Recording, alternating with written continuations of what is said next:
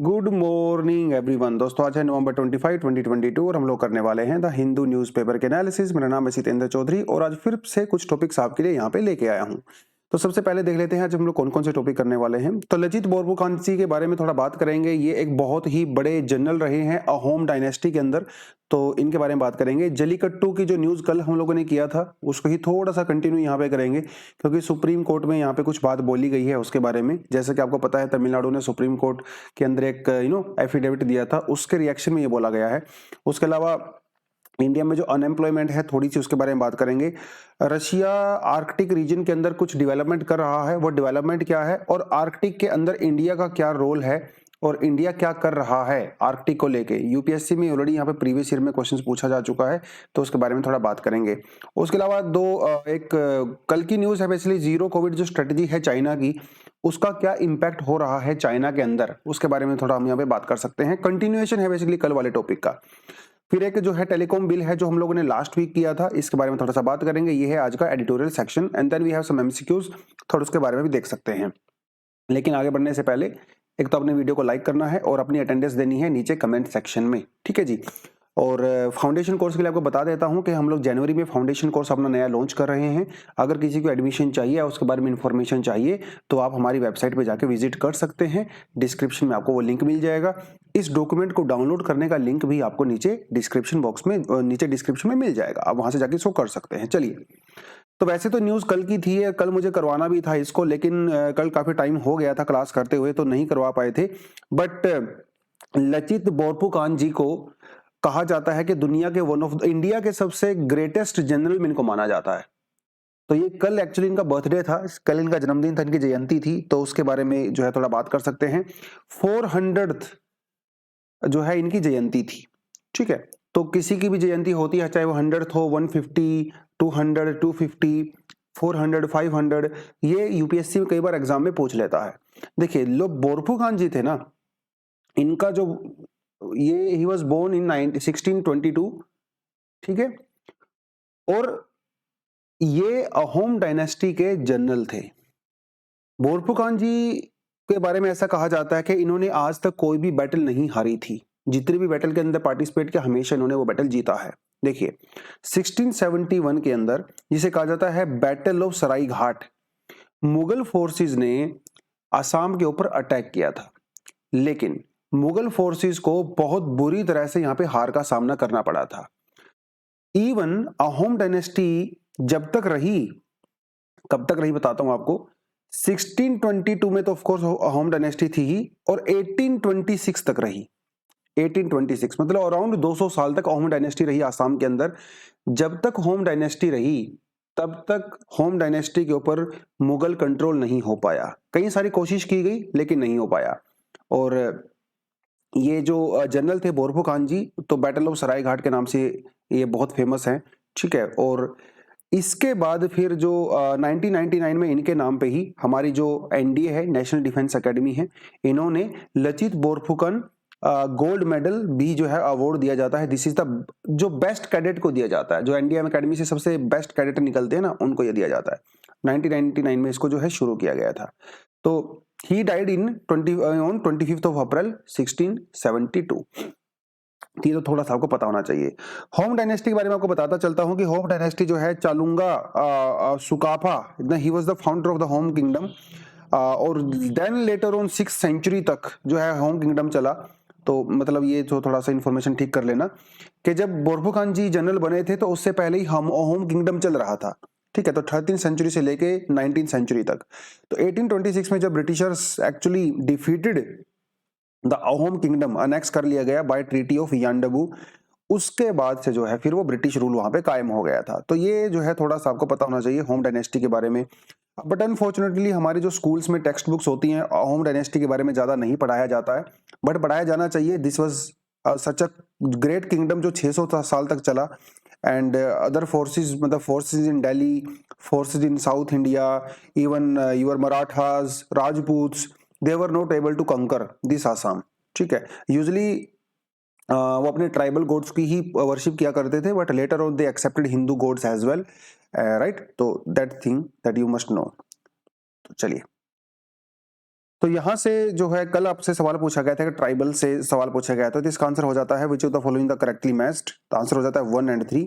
लिम्बू, सिक्किम और डोंगरिया कौन जो है वो ओडिशा से बिलोंग करती है ट्राइब। चलिए, तो देखिए कल हम लोगों ने जलीकट्टू के बारे में आपको पूरा अच्छे से डिटेल में पढ़ाया था कि तमिलनाडु की सरकार ने सुप्रीम कोर्ट के अंदर एक एफिडेविट दिया था और जिसमें उन्होंने कहा था कि सर ये जो जलीकट्टू है हमारा रिलीजियस और हमारा कल्चरल फेस्टिवल है, एक हमारी आइडेंटिटी है, आप इसको बैन मत करिए। क्योंकि जलीकट्टू को बैन करने वाला मामला इस समय सुप्रीम कोर्ट के अंदर कई साल से चल रहा है। सेंट्रल गवर्नमेंट भी नहीं चाहती जलीकट्टू को बैन कर दिया जाए, लेकिन कई एक्टिविस्ट हैं और कई एनिमल वेलफेयर जो ऑर्गेनाइजेशंस हैं, they are demanding to ban the Jallikattu. But because उनका ये कहना है कि जलीकट्टू के दौरान एनिमल क्रूएलिटी होती है। तो उसी केस में अभी सुप्रीम कोर्ट ने जो है वो कहा है, कल की खबर है बेसिकली। तो सुप्रीम कोर्ट ने कहा कि भैया देखिए जो प्रिवेंशन ऑफ क्रूएलिटी है ये कोई एब्सोल्यूट आइडिया नहीं है। मतलब ये है कि प्रिवेंशन ऑफ क्रूएलिटी जो एक्ट है हमारे पास, उसका काम सिर्फ ये नहीं है कि हम लोगों को जानवरों को क्रूएलिटी रोकनी है, उसका काम ये भी है कि हमें जानवरों को कंपैशन दिखाना है। कंपैशन, क्रूएलिटी रोकना तो अलग बात है, लेकिन कंपैशन दिखाना अलग बात है। ठीक है, तो उन्होंने ये कहा है, उन्होंने जज साहब ने ये भी कहा कि animals should be treated as friends, brothers, as we treat other human beings. जैसे दूसरे ह्यूमन बींग्स को हम लोग ट्रीट करते हैं वैसे ही एनिमल्स को भी ट्रीट किया जाना चाहिए। अब जैसे यहाँ पे सवाल आता है चॉइस का। अब कुछ लोग कहते हैं कि भाई जब जो एनिमल्स होते हैं आप उनको खिलाते हो, जैसे जलीकट्टू के अंदर उनको यूज किया जाता है, तो कुछ लोगों का कहना है कि भाई ये टॉर्चर नहीं है, ये क्रूएलिटी नहीं है, क्योंकि हम उनको वर्शिप भी तो करते हैं। बट यहाँ पे अलग चीज है, चॉइस। जैसे कोई बॉक्सर होता है, ठीक है, बॉक्सर बॉक्सिंग रिंग में जाता है, बॉक्सिंग करता है, उससे उसको पेन होता है तो वो भी स्पोर्ट्स ना, है तो वो भी स्पोर्ट्स, लेकिन वहां पे भी तो पेन होता है। जलीकट्टू भी तो स्पोर्ट्स है, यहां पे भी तो पेन होता है। तो क्या हम दोनों को बराबर रख सकते हैं? ये बड़ा सवाल पूछा गया सुप्रीम कोर्ट में, और इसका जवाब आता है नहीं। क्योंकि जो बॉक्सर होता है वो अपनी मर्जी से रिंग में जाता है, अपनी मर्जी से उस पेन को सहन करता है और जिससे उसको रिवॉर्ड मिलता है। लेकिन जलीकट्टू के अंदर जो बुल्स पार्टिसिपेट करते हैं उनकी वहां पे कोई चॉइस नहीं होती है, उनकी बिना मर्जी के जबरदस्ती इनको वहां पे भेजा जाता है, तो वो इन्फॉर्म्ड चॉइस नहीं है। तो we should treat animals as we treat other human beings, है ना, कंपैशन भी जरूरी है। तो ये जो है सुप्रीम कोर्ट ने कहा है। हालांकि जलीकट्टू को बैन करेंगे कि नहीं करेंगे ये मुद्दा अभी आके चलने वाला है, तो गवर्नमेंट इसके ऊपर क्या जवाब देती है, सुप्रीम कोर्ट के बाद क्या यहाँ पे बात करता है, वो एक लंबा मुद्दा रहेगा। बट यस, जलीकट्टू के बारे में आपको इतना पता होना चाहिए। प्रीलिम्स में तो खैर यहाँ से डायरेक्ट क्वेश्चन आपसे आ ही सकता है, मेंस में भी आपसे क्वेश्चन आ सकता है। अगर कोई एनिमल क्रूरलिटी के बारे में क्वेश्चंस आ जाए, या फिर हमारी एंशिएंट कल्चरल प्रैक्टिसेस के बारे में क्वेश्चंस आ जाए, दैट हाउ एंशिएंट, मान लो ऐसा ही क्वेश्चन आ गया कि with some examples discuss how our cultural heritage और how our cultural festivals are being modified in the modern context, मान लो यहीं से सवाल ही आ गया, तो आप उसमें डेफिनेटली जलीकट्टू का एग्जांपल दे सकते हो। ये एक हमारा कल्चर, रिलीजियस और ओल्ड फेस्टिवल है, लेकिन मॉडर्न कॉन्टेक्स्ट में जो है we are trying to ban this because of the animal cruelty. तो एक एग्जांपल वहां पे जलीकट्टू का आप डेफिनेटली दे सकते हो। बाकी प्रीलिम्स में तो ऑफ कोर्स यहां से इंपॉर्टेंट क्वेश्चन बनता ही है। एविएशन मिनिस्ट्री ने एक ड्राफ्ट जो है रूल्स जो है कुछ बनाए हैं। अब ये ड्राफ्ट है, पास नहीं हुआ है, रिलीज नहीं किया गया है। बेसिकली इसमें ये कहा गया कि भैया हमारा जो मिनिस्ट्री है, एयरक्राफ्ट एविएशन मिनिस्ट्री, वो काफी स्ट्रिक्ट हो गई है सेफ्टी को लेके, और इन्होंने एयरलाइंस के ऊपर और इवन एयरपोर्ट्स के ऊपर भी पेनल्टी की बात कही है। अगर कोई एयरलाइंस या कोई एयरपोर्ट अगर वो वायलेशन करता है national civil aviation security programme का, तो उनके ऊपर 1,50,00,000 1 करोड़ रुपए फाइन लगाया जा सकता है। इवन इंडिविजुअल्स के ऊपर भी फाइन लगाया जा सकता है जो कि वहां पे ऑफिसर्स होते हैं, 1 लाख से लेके 25 लाख तक का। अब ये सिर्फ ड्राफ्ट है तो इसके बारे में ज्यादा डिटेल में नहीं जाएंगे, मैंने वैसे जस्ट इंक्लूड कर दिया था, लेकिन जब इसको रिलीज किया जाएगा डेफिनेटली इसको हम लोग यूज करेंगे।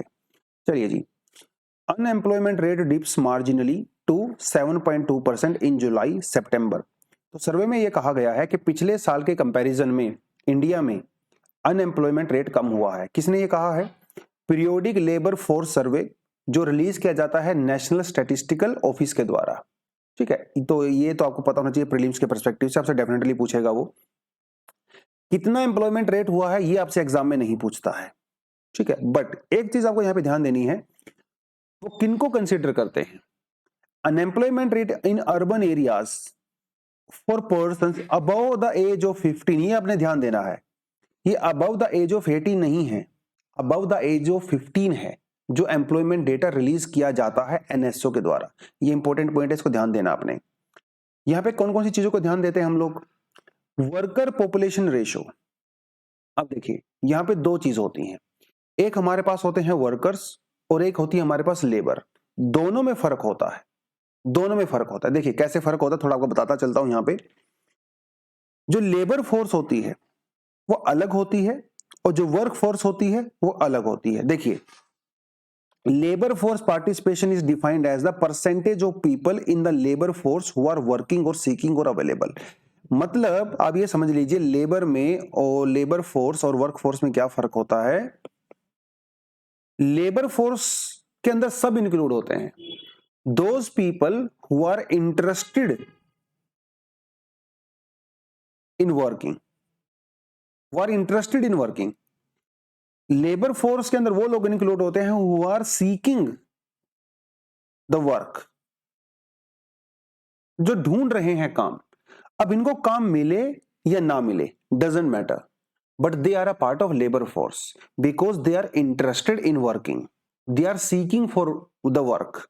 लेबर फोर्स के अंदर वो होते हैं जो एक्चुअली में वर्क कर रहे होते हैं, एक्चुअली में जो काम कर रहे होते हैं, मतलब ये इन्हीं में से होते हैं, लेकिन जिनको काम मिल गया है उन्हें हम लोग एक्चुअल वर्क, उनको जो है लेबर फोर्स कहते हैं। तो जब आप अनएम्प्लॉयमेंट को अगर बोलोगे तो अनएम्प्लॉयमेंट क्या होता है, labour force minus work force.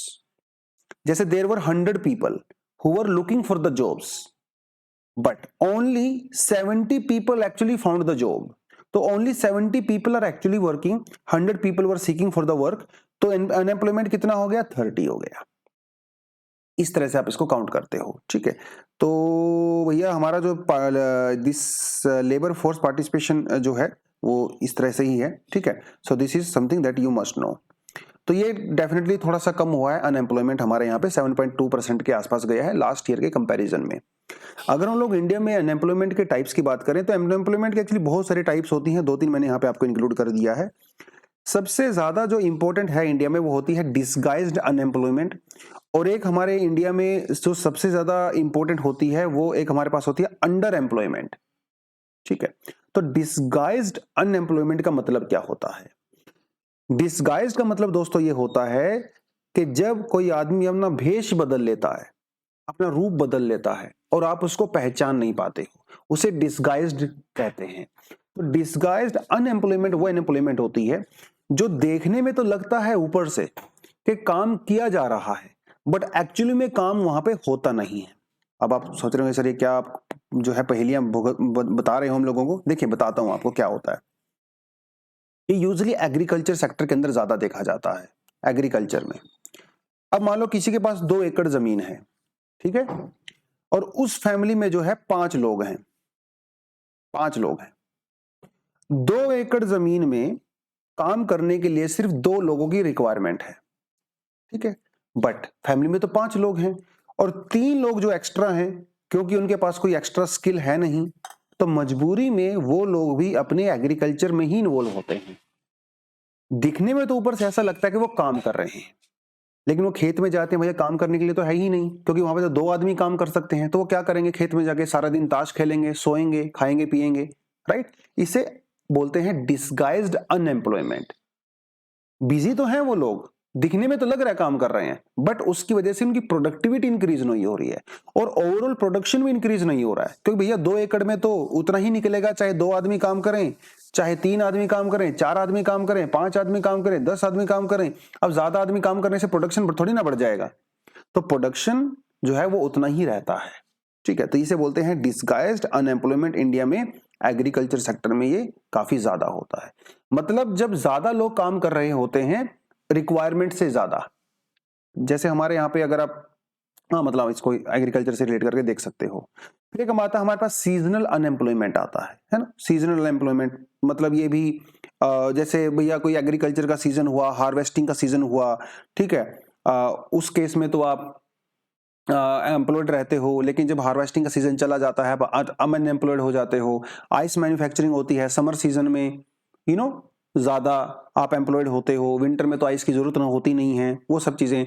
Holiday destinations होती हैं, जो हिल स्टेशंस होते हैं, वो जब पीक सीजन होता है तो बिजी रहते हैं, जब पीक सीजन नहीं होता तो खाली बैठते हैं, अनएम्प्लॉयमेंट होती है, उसे सीजनल अनएम्प्लॉयमेंट कहते हैं। वल्नरेबल अनएम्प्लॉयमेंट हमारे पास ये होती है, जैसे कुछ लोग जैसे परमानेंट जॉब पे होते हैं ना, वो सरकारी नौकरी कर रहे होते हैं, प्राइवेट जॉब लगे रहते हैं, लेकिन कुछ लोग ऐसे होते हैं जो कॉन्ट्रैक्ट बेसिस पे काम कर रहे होते हैं, उनको कोई भी लीगल प्रोटेक्शन वगैरह नहीं होती है, तो वो वल्नरेबल अनएम्प्लॉयमेंट होती है। Technological unemployment in the sense के जब कोई, जैसे मान लो किसी कंपनी के अंदर रोबोट इंक्लूड कर दिए गए या मशीन्स इंक्लूड कर दी गई, है ना, तो टेक्नोलॉजी आने से जो लोग अनएम्प्लॉयड में होते हैं उन्हें टेक्नोलॉजिकल अनएम्प्लॉयमेंट कह सकते हो। फ्रिक्शन अनएम्प्लॉयमेंट, जैसे मान लो अब ये मान के चलिए आपने एक कंपनी में काम करते हो लेकिन आपने दूसरी कंपनी में स्विच कर दिया, तो जब आप एक कंपनी से रिजाइन देते हो और जब आप दूसरी कंपनी में काम ढूंढते हो, उसके बीच वाले जो पीरियड होता है उसे फ्रिक्शनल अनएम्प्लॉयमेंट कहा जाता है। When you are searching for work, ठीक है, when you are changing your company and searching for work, तो ये इसको कहा जाता है। हमारे गवर्नमेंट ने कई सारे स्टेप ले रखे हैं अनएम्प्लॉयमेंट को दूर करने के लिए, तो ये मैंने आपको सेल्फ स्टडी के लिए कंटेंट यहाँ पे डाल दिया है हल्का फुल्का, हालांकि इतना काफी नहीं है, इनके थोड़ा डिटेल में आपको पढ़ना चाहिए। जवाहर रोजगार योजना, मनरेगा, प्रधानमंत्री कौशल विकास योजना, startup India, stand up India, ठीक है, थोड़ा सा डिटेल में पढ़िए, बट मैंने सिर्फ आपको नाम यहाँ पे मेंशन कर दिए हैं, थोड़ा सा आपको आइडिया यहाँ से लग जाएगा। ठीक है जी, चलिए। Russia's nuclear ice breakers and militarisation of the Arctic. देखिए आर्कटिक को लेके ऑलरेडी यूपीएससी में क्वेश्चन पूछा जा चुका है, 2 साल पहले का क्वेश्चन है ये। Why India is taking keen interest in the Arctic region, 150 words में, ये यूपीएससी का प्रीवियस ईयर का क्वेश्चन है, आप भी इसको अटेम्प्ट कर सकते हो अगर आपका मन करे तो। मेंस प्रीलिम्स, सॉरी ये मेंस का क्वेश्चन है, प्रीलिम्स में भी जो है 2014 और 2015 में कंटिन्यूसली 2 साल वो जो है यहां से क्वेश्चन आया है। कंसिडर द फॉलोइंग कंट्रीज, तो इनमें से कौन सी कंट्री है जो आर्कटिक काउंसिल का पार्ट है, तो एक तो आपने ये बताना है। दूसरा जो है IndARC, the term IndARC sometimes seen in the news, तो ये 2015 में जो है उस समय न्यूज में था, तो ये थोड़ा आपको पता होना चाहिए। ठीक है, इसका आंसर आपने बताना है क्या ये पूरा मामला। तो ये तो 2 क्वेश्चन हो गए आपके बारे में। अब चलते हैं आपके मेन मुद्दे पे। देखिए आप इस मैप को ध्यान से देखिए, जब हम लोग करते हैं बात क्लाइमेट चेंज की, ठीक है, जब हम लोग बात करते हैं ट्रेड की, जब हम लोग बात करते हैं रिसोर्सेज की, ट्रेड मतलब ट्रेड रूट्स की हम लोग बात करते हैं, नेविगेशन की बात करते हैं, ये सारी चीजें आपस में इंटरकनेक्टेड हैं। क्लाइमेट चेंज तो वैसे बहुत बड़ा विलन है, लेकिन दुनिया में 2 कंट्री ऐसी हैं जिनको क्लाइमेट चेंज से बहुत बेनिफिट होने वाला है, बहुत मजा आएगा उनको। एक तो है कनाडा और दूसरा है रशिया। ठीक है, क्योंकि क्लाइमेट चेंज की वजह से आर्कटिक ओशन का बर्फ पिघलेगा, आइस मेल्ट होगा, जिसमें से बहुत बड़ा लैंड का बहुत बड़ा हिस्सा जो अभी परमानेंटली आइस के अंदर में रहता है वो फ्री हो जाएगा, और वहां पे खूब सारे नेचुरल रिसोर्सेज पाए जाते हैं, पेट्रोल है, पेट्रोलियम है वहां पे, नेचुरल गैस है वहां पे, तो भैया मजे आ जाएंगे कनाडा के और रशिया के। तो इवन क्लाइमेट चेंज की वजह से इन कंट्रीज में बहुत बड़ा एक पार्ट ऑफ लैंड वो एग्रीकल्चर के लिए भी यूज किया जा सकता है। तो जो अभी ये क्या करती हैं, ये फूड को इंपोर्ट करती हैं, तो वो भी जो है नहीं करना पड़ेगा इनको। तो ये कुछ चीजें हैं, आप इसको थोड़ा ध्यान से देखिए। तो देखिए वैसे तो रशिया टेरिटोरियली दुनिया का सबसे बड़ा कंट्री है, लेकिन रशिया काफी अनफॉर्चुनेट है। अनफॉर्चुनेट इन द सेंस, एक तरह से देखा जाए तो रशिया ऑलमोस्ट एक लैंड लॉक कंट्री है। अब बोलोगे सर ये क्या बात हुई? देखिए साउथ वाले हिस्से तो ऑफ कोर्स ये लैंड लॉक है ही, इंडियन ओशन में इसकी कोई एक्सेस नहीं है। इसका जो ये वाला पूरा हिस्सा है ये क्योंकि नॉर्थ पोल के पास में पड़ता है तो कंप्लीटली फ्रोजन रहता है, 12 महीने फ्रोजन रहता है, जिसकी वजह से रशिया पूरी तरह से नेविगेट नहीं कर सकता पूरी दुनिया के साथ। तो ये ज्योग्राफिकल और क्लाइमेटोलॉजिकल बैरियर हैं उसके ट्रेड रूट्स में। और आर्कटिक के अंदर जो है बहुत सारा नेचुरल रिसोर्सेज ऑलरेडी भरा पड़ा हुआ है, जिसे रशिया एक्सप्लॉइट नहीं कर सकता है। तो रशिया चाहता है कि भाई आर्कटिक ओशन की बर्फ जैसे ही पिघलेगी वो नए नए रूट्स को ओपन कर सकता है, बट फिलहाल तो नहीं कर पाएगा। कहा जाता है कि 2050 तक आर्कटिक ओशन की पूरी बर्फ पिघल जाएगी, खासकर समर सीजन में, और ये पूरा नेविगेशन आप पूरा कर सकते हो। तो जैसे आपको मान के चलिए, अगर आपको इंडिया से रशिया में जाना है तो अभी आपको कैसे जाना पड़ता है, यहाँ से रेड सी से होते हुए, स्वेज कनाल से होते हुए, और यहाँ से कहीं जाना पड़ता है आपको, है, या फिर आप यहाँ से जाओगे, इस तरफ जाओगे, ये बहुत लंबा रूट पड़ता है। लेकिन अगर मान लो आर्कटिक वाला रूट ओपन हो गया तो इंडिया जो है आराम से इस साइड से भी जा सकता है, जिससे इंडिया को टाइम भी बचेगा। सिर्फ इंडिया को नहीं बल्कि रशिया का नेविगेशन जो है वो पूरा ओपन हो जाएगा। तो रशिया की जो कंडीशन इस समय अनफॉर्चुनेट है, वो रशिया क्लाइमेट चेंज की वजह से उसको रिवर्स कर सकता है। अभी सिचुएशन क्या चल रही है कि वहां पे होता है बर्फ, बहुत मोटा मोटा 2-2, 3-3 मीटर की बर्फ की चादर होती है, तो उसको ब्रेक करना पड़ता है। ठीक है, उसके लिए बनाए जाते हैं आइस ब्रेकर्स, बड़े बड़े आइस ब्रेकर्स होते हैं। तो चाइना ने रशिया ने क्या किया, अभी व्लादिमीर पुतिन जी ने कुछ दिन पहले 2 न्यूक्लियर पावर्ड बड़े बड़े आइस ब्रेकर्स का उद्घाटन किया है। मजेदार बात है कि न्यूक्लियर पावर्ड हैं और ये इतने बड़े हैं कि 3-4 मीटर थिक जो आइस होती है उसको भी ब्रेक कर सकते हैं। और वो ब्रेक क्यों करना चाहते हैं? Because of the navigation, because of the navigation. देखिए, आपको नाम यहां पे पता होना चाहिए। इन आइस ब्रेकर्स का नाम है यकूतिया और उराल। ठीक है, ये नाम आपसे पूछ सकता है एग्जाम में, प्रीलिम्स में।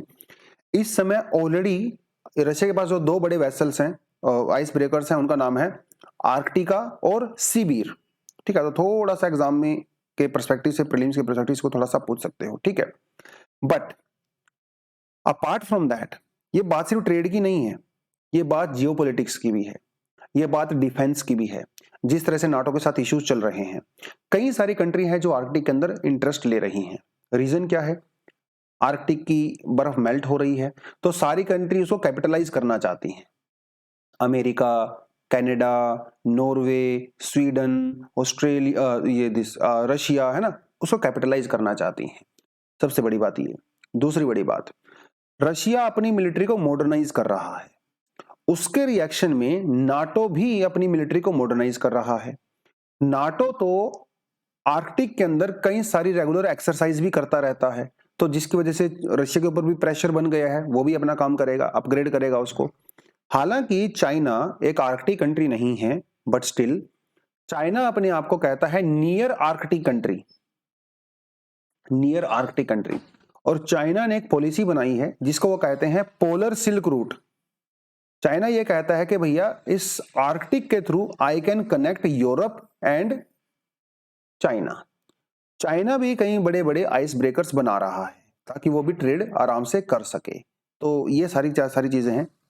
इंडिया का हम लोग यहाँ पे पर्सपेक्टिव पढ़ सकते हैं।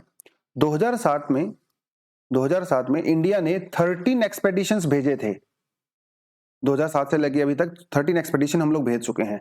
इवन 2022 में हम लोगों ने, इंडिया ने अपनी पहली आर्कटिक पॉलिसी डिक्लेयर किया था जिसका टाइटल है India and the Arctic building a partnership for the sustainable development. और यहां से यूपीएससी में ऑलरेडी क्वेश्चन भी आ चुका है that why India is taking keen interest in Arctic region.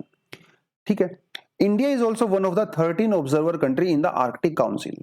ठीक है, आर्कटिक काउंसिल के बारे में थोड़ा सा आपको पता होना चाहिए। ठीक है, तो वो मैंने थोड़ा कंटेंट आपके लिए यहाँ पे पूरा डाल दिया है, आप उसको आराम से पढ़ सकते हो। ठीक है, इंडिया का आर्कटिक पॉलिसी के बारे में पढ़ना है तो आप वो भी पढ़ सकते हो, और आर्कटिक का लेके इंडिया का क्या रेलेवेंस है वो भी आप डेफिनेटली यहाँ पे पढ़ सकते हो। नए नए शिपिंग रूट ओपन होंगे, जियोपॉलिटिक्स के लिए बहुत इंपॉर्टेंट है, रशिया के साथ हमारा कोलैबोरेशन बढ़ेगा, वहाँ पे हाइड्रोकार्बन रिसोर्सेज को हम लोग एक्सप्लॉइट कर सकते हैं, नए ट्रेड रूट बनेंगे, हमारा खर्चा बचेगा, टाइम बचेगा, बहुत सारी चीजें हैं। इंडिया भी वो यहाँ पे कर सकता है, बिजनेस अपॉर्चुनिटीज ओपन होंगी हमारे यहाँ पे ऑफ कोर्स बहुत सारी, राइट। तो these are some of the things आपको पता होना चाहिए। आर्कटिक के अंदर जो है हमारे कुछ एक्सपेडिशन भी गए हुए हैं। ठीक है, तो ये थोड़ा सा आप उसको देख सकते हो, सेल्फ स्टडी के पर्सपेक्टिव से मैंने डाला है। ये कंटेंट पुराना है, ऑलरेडी आपके पास होगा, अगर नहीं है तो डाउनलोड इसको आप कर सकते हैं। ठीक है जी, चलिए बच्चों आगे बढ़ते हैं।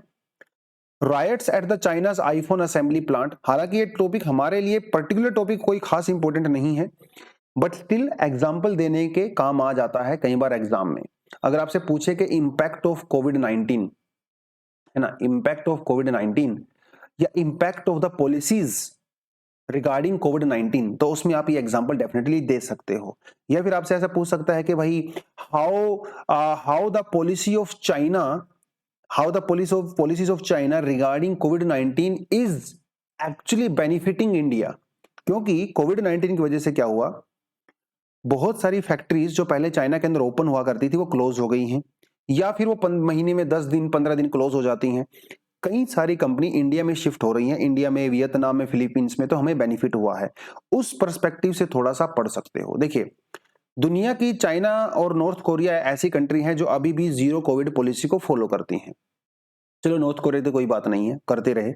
चाइना जीरो कोविड पॉलिसी को फॉलो करती है, इससे पूरी दुनिया को इंपैक्ट होता है, क्योंकि चाइना पूरी दुनिया का वर्ल्ड सप्लाई का सेंटर है, जिसकी वजह से दिक्कत क्रिएट हो जाती है। फोक्सकॉन एक ताइवानीज कंपनी है, और फोक्सकॉन जो है वो दुनिया के 70% से ज्यादा आईफोन्स को असेंबल करती है, और इसकी जो सबसे बड़ी फैक्ट्री है वो है चाइना के ज़ेंगज़ो में। ठीक है, चाइनीज फोक्सकॉन की फैक्ट्री है, लाखों लोग वहां पे एम्प्लॉयड हैं। लेकिन वहां पे कुछ कोविड के केसेस आ गए थे, जिसकी वजह से कई सारे वर्कर्स को उन्होंने पहले तो 2-3 हफ्ते के लिए बंद रखा, लेकिन केस कम नहीं हुए, लोगों को बंद करके रखा। अब भैया लोगों को तो गुस्सा आएगा ही, तो लोग जो है वो दीवारें फांद के अपने घर जाने लगे, जैसे इंडिया में हुआ था। कई अपने होम टाउन में जाने लगे, तो प्रोटेस्ट करने लगे, पुलिस वहां पे आ गई, हाथापाई हो गई, लाठीचार्ज हुआ, और चाइना के सोशल मीडिया पे खूब वीडियोस वायरल हो रही हैं। इसका इंपैक्ट ये हुआ कि जो फोक्सकॉन के अंदर से बहुत सारे वर्कर्स ने रिजाइन कर दिया और अपने अपने घर चले गए, जिसकी वजह से 1 लाख नए वर्कर्स को हायर करना पड़ा फोक्सकॉन को, और इससे उनकी जो है सप्लाई चेन तो डिस्टर्ब हुई। खैर, और जो लो एंड ऑर्डर वाली समस्या हो रही है चाइना की, वो अलग बात है। पूरी दुनिया चाइना के जो जीरो कोविड पॉलिसी है उसको जो है वो क्वेश्चन कर रही है, बट चाइना पता नहीं क्यों, भगवान जाने, लेकिन वो अपनी पॉलिसी से पीछे हट ही नहीं रहा है। उसको पता नहीं क्या मजा आ रहा है कोविड जीरो के पॉलिसी के अंदर। तो वो सारी सारी चीजें यहाँ पे चल रही हैं, जिससे जो है वो इम्पैक्ट यहाँ पे हो रहा है। इंडिया के ऊपर इसका क्या पॉजिटिव इम्पैक्ट हो सकता है कि ये जो कंपनीज हैं definitely now they can look towards India also and Philippines, Vietnams, तो यहाँ पे अपनी फैक्ट्री वगैरह को कर सकती हैं, शिफ्ट कर सकती हैं। हालांकि बहुत जल्दी तो ये चीजें नहीं होंगी, लेकिन धीरे धीरे एक शिफ्ट थोड़ा थोड़ा सा नजर आ रहा है, क्योंकि पूरी दुनिया को ने ये रियलाइज कर लिया है कि आप किसी एक कंट्री के ऊपर फोकस नहीं कर सकते सप्लाई चेन के लिए, है ना, आपको डाइवर्सिफाई करना पड़ेगा।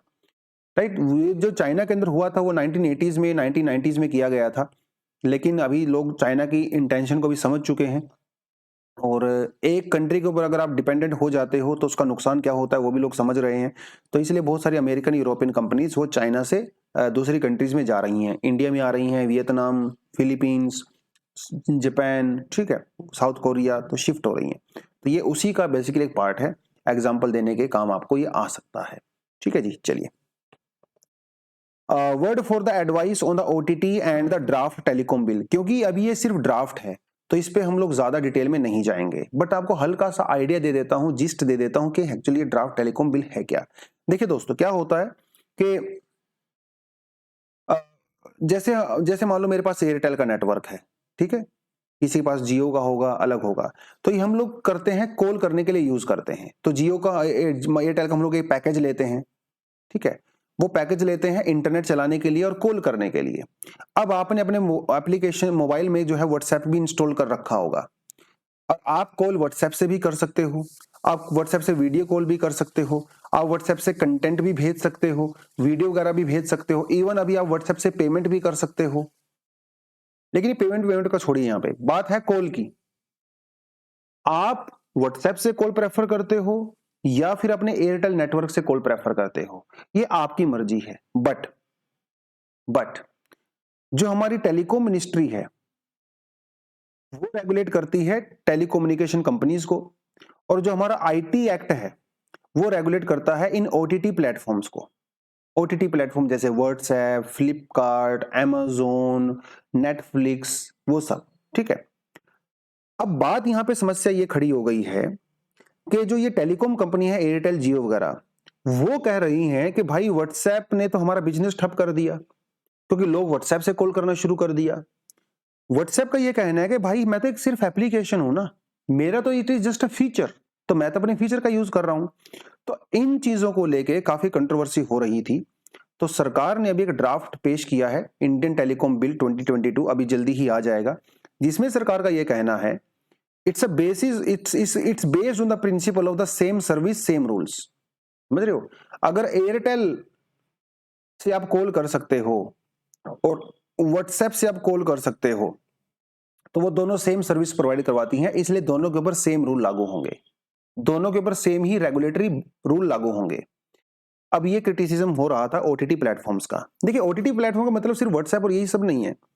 एनी प्लेटफॉर्म जिससे मैसेजिंग सर्विस भी जाती है, जैसे मान लो फ्लिपकार्ट की बात करें तो फ्लिपकार्ट पे मैसेजिंग सर्विस होती है, आप एग्जीक्यूटिव से बात कर सकते हो, राइट। अमेजोन पे भी होती है, ओला पे भी होती है, ये सब भी तो मैसेजिंग सर्विस प्रोवाइड करवाती है ना।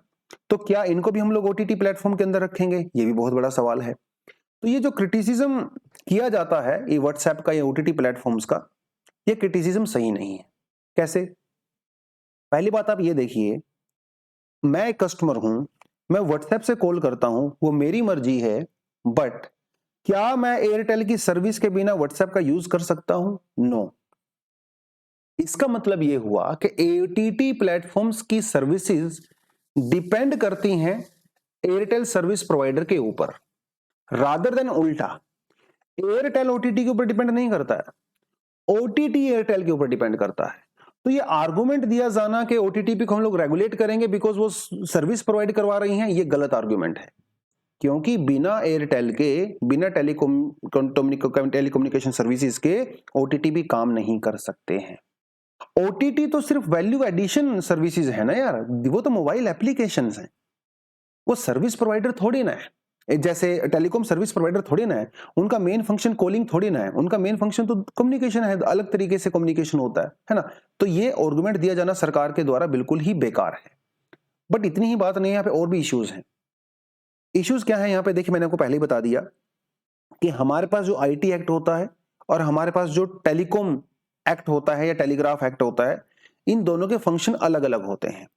टेलीग्राफ एक्ट या जो टेलीकॉम हमारा जो एक्ट है वो रेगुलेट करता है टेलीकम्युनिकेशन नेटवर्क्स को, आईटी एक्ट रेगुलेट करता है अलग प्लेटफॉर्म्स को, फेसबुक, इंटरनेट, उनको करता है रेगुलेट।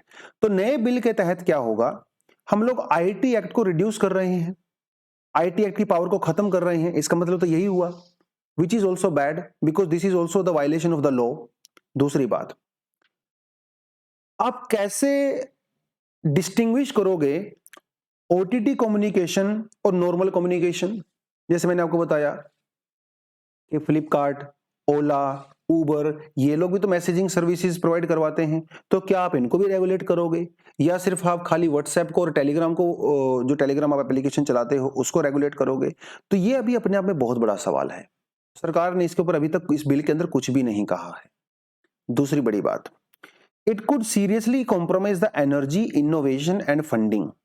जो इंडिया के नए नए स्टार्टअप्स आ रहे हैं इसी फीचर को लेके, तो भैया उनका तो भट्टा बैठ जाएगा, because nobody is going to invest in them, क्योंकि उनके ऊपर ज्यादा रेगुलेशन हो जाएगा, तो इन्वेस्टमेंट नहीं होगा। इंडिया में जो ईज ऑफ डूइंग बिजनेस है और जो स्टार्टअप इकोसिस्टम है वो नेगेटिवली इंपैक्ट होगा। मजेदार बात यह है कि ये जो ड्राफ्ट है ना, वो सिर्फ इंडिया बेस्ड ओटीटी प्लेयर्स के ऊपर ही लागू होगा, फॉरेन बेस्ड ओटीटी के ऊपर लागू नहीं होगा। तो इससे तो हमारी जो लोकल कंपनीज है भैया, उनका कंपटीशन पूरा ही खत्म हो जाएगा, वो तो वैसे ही कंपटीशन से बाहर हो जाएंगी, राइट। तो ये इस ड्राफ्ट की कुछ नेगेटिव चीजें हैं, कुछ क्रिटिसिज्म है। हालांकि it is just a draft, अभी ये बिल नहीं बना है, अभी ये एक्ट नहीं बना है। जब बिल और एक्ट बन जाएगा इसके बारे में हम लोग डिटेल में बातें करेंगे, ठीक है, डिटेल में बातें करेंगे। तो यही था। बट आज फ्रंट पेज में भी एक दो न्यूज आई हैं, वो भी थोड़ा सा देख लेते हैं क्या है। देखिए, supreme court questions lightning speed of the election commission appointment. मामला क्या है, मैंने आपको कल वैसे बता दिया था। मामला बड़ा इंटरेस्टिंग है। मामला यह है कि भैया हमारे सेक्रेटरी साहब थे गोयल जी, ठीक है,